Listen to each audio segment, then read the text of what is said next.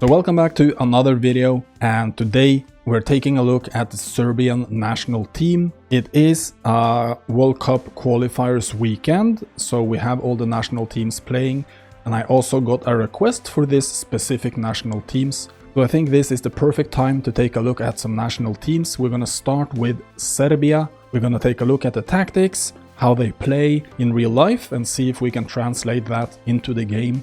We're gonna take a look at their squad, and I will not play any games in online divisions for this one, but I have played with the team in some online friendlies, so I will cut in some highlights, and I will also talk about what worked and what didn't work. So let's start by taking a look at the tactics. Let's go. So first of all, let's take a look at the squad breakdown.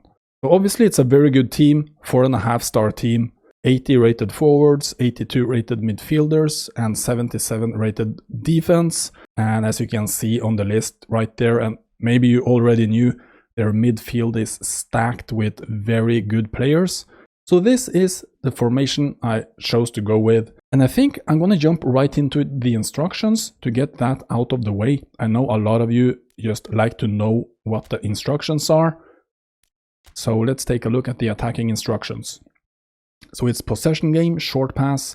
We're going to play with wide attacking area. We're going to maintain formation, and we're going to have a 1 support range. Then for the defensive instructions, it's going to be all-out defense with wide containment. We're going to have aggressive pressuring. We're going to have a 4 defensive line and a 10 compactness. Then for the advanced instructions, we're going to go with 2 instructions. It's going to be centering targets for the attacking instructions and deep defensive line for the defensive instructions. So let's get into like how they play.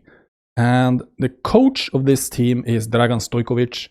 Under him, Serbia has been playing like a 3-5-2 or a 3-4-1-2. And this is a lineup I think will work best in the game because, you know, PES hasn't been updated for a while. So we have older national team squads.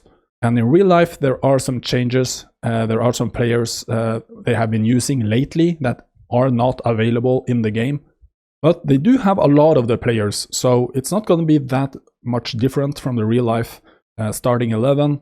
But there are some key things you will notice right away here. If you start doing like a deep dive into the players you have available and their stats and their skills and their attributes and strength and weaknesses, you will see this is a very strong and physical team, but it's also very slow. So that is very important to keep in mind. And also considering we are playing possession game, we're not playing counters, we're playing a possession game, we're playing all-out defense. We're not gonna do any like intense, super high press to try to win the ball back, because I don't think we have the players on the team available to be quick enough basically to do that kind of a press. We're gonna fall back, try to use the strength of the team to win the ball back. And when we have the ball, we're gonna use like a very slow and methodical like build up using a lot of combinations, and we're going to try to play our way upfield in 2 key areas. And the first key area is going to be whenever you start Dragan Stojkovic as the attacking midfielder. He's obviously going to be the playmaker, and you can play to him, and because of his skill set and his inspire traits, he will create a lot of movement. You can use him to try to get some movement on your strikers, try to hit them over the top with some through balls. The other option is to play through Tadic and then out on the wide midfielders. And because of the centering targets and because of the players you have inside the box, 2 very good physical players who can head the ball very effectively in Dusan Vlahovic, and you also have Mitrovic. So you can play the ball to Jajic, you can play it to Kostic, and they will cross the ball inside the box, and it will be very effective. The other way I like to build up is to use Kostic. You try to find him, he's a cross specialist, he will hug the touchline automatically without you having to activate that instruction. So Kostic will try to find some available space near the touchline, and you can hit the pass out to him, either directly to him or try to hit it like in an angle so he gets almost like a through ball, so we can get the ball in speed and try to hit it in immediately. I tried to use him to play it out to him whenever he was available, And if the defender started closing in on Kostic, you just try to use maybe Tadic. Tadic will try to find Kostic, and you will be able to do a dynamic 1-2. Kostic to Tadic, back to Kostic again, and have Kostic go around the winger and then hit it in front of goal. Basically the two ways you want to try to attack right here, because you want to use the crossing ability of Kostic and you want to use like the passing and playmaking ability of Tadic in combination with the heading strength of your strikers. And that's how I played whenever I used this starting 11. And I did watch some highlights on YouTube from the Serbian qualifiers, and it seems like they do rely a lot on these short combination passes. It's a really slow way of playing basically, but they are so good at it, so good at positioning themselves and doing these short pass combinations. They are able to create chances that way, and especially just trying to do like a simple short pass out to Kostic at the edge of the area, and they will head it on goal and score goals that way. Obviously, they will also be very effective on set pieces. You will have a lot of options on free kicks and on corner kicks, right? So a second option, if you're not starting Tadic for some reason, if you don't like to play with him, or if he has like red condition, for example, you want to bench him, then I actually tried to use Milinkovic-Savic in that position, and that also worked really well, but the dynamic will change a little bit on the team, right? Because I would do something like this. Whenever I did this and Tadic was on the bench, I will have Milinkovic-Savic right there, and because of his playing style, he's a hole player. He will try to find the hole inside the box, around the box. He will almost become the third striker, and he can head, he's really physical, he can finish, really solid attacking minded player whenever he plays attacking midfield. So then you would try even more to get around with Kostic on the wing, right? Because you don't have that playmaker kind of player like Tadic is in the middle right there. Even though Milinkovic-Savic is a very good passer, so you can still play through him, but he doesn't have like the finesse passing that Tadic has.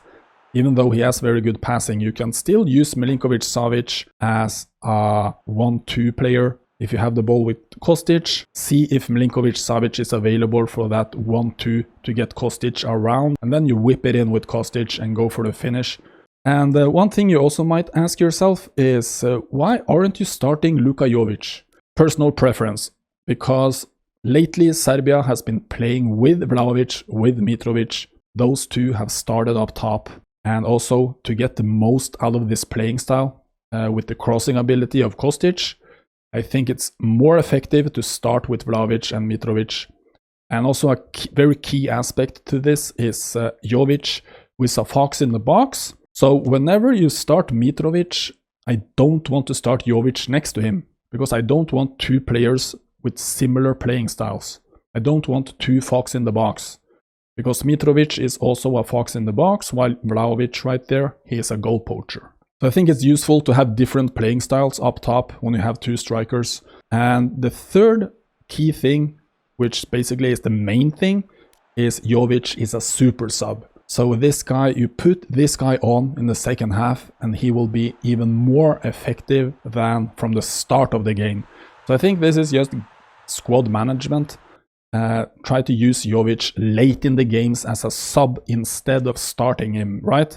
So you start off doing these tactics to get around on the wing, to cross it in, try to get goals that way, maybe frustrate your opponent a little bit with this slow methodical build-up. You just play it out on the wing and you whip it in. And you do that repeatedly until you get through, you create chances. And then towards the end of the game, if you are leading and your opponent is starting to play more attacking minded, you can put on Jovic and he can be like the counter-attacking type of player, because he actually had some decent speed. He's not super quick, but he has some decent speed.